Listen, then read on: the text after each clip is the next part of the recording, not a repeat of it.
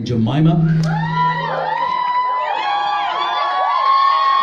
She's going to tell us the story of her life. While she's doing that, Ben and Ruth are going to be sitting up behind her.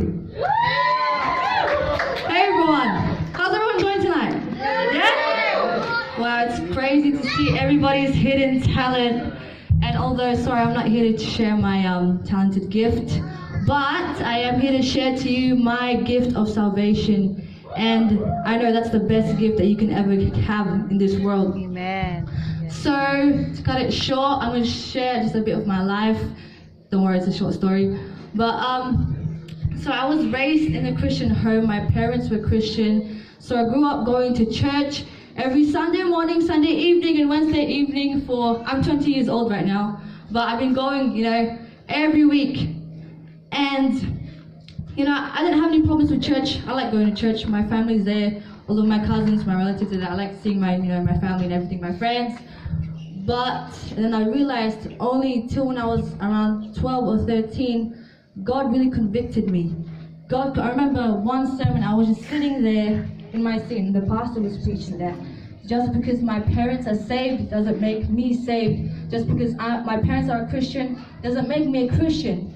And even though I think, I'm a really bad kid, I do all the good deeds and stuff. When the Bible even says that your good deeds are like filthy rags in God's eyes. And I knew that just because my parents are saved, do I really know Jesus?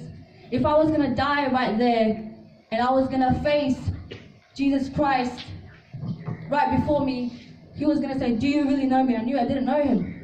You know what, everybody has an appointed time to die. Amen. You know what, when you die, your parents are not going to be there holding your hands. Amen. I was thinking, it's alright, just because my parents are saved, I'm under them, they know what they're doing, but do I really know what I'm doing? Do I really know Jesus Christ? You know what, I gave my life to Jesus Christ on that very day, and I was serving Christ, but not long until then. I was around 16 in high school.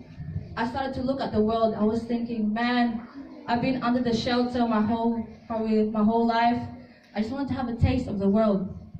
So I started getting into a crowd of people, the wrong crowd of friends. I want to taste like relationships. I want to taste parties and all that. And you know what sin? But the thing is, when you compromise, you know what sin does to you?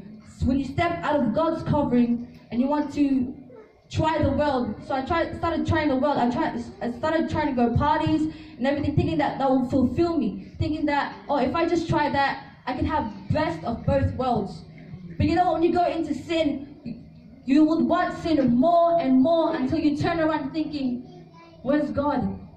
You think, where's God, man? I feel so far away from God.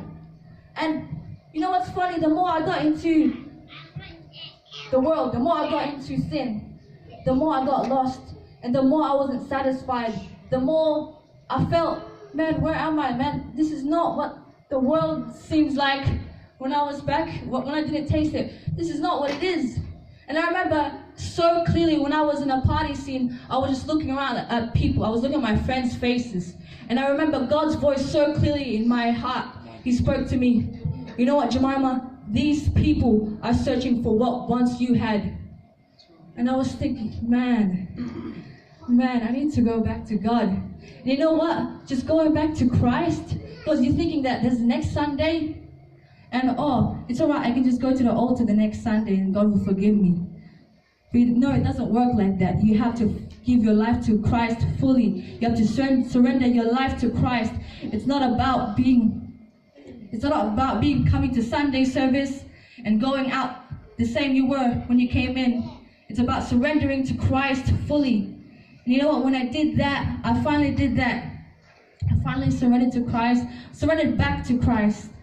That was the best decision of my life. Even though I was in shame, I was in guilt. I remember the gospel. I remember God reminded me that the reason of why He sent His only Son, Jesus Christ, to die on the cross for my sin, because He knew that I was going to fall.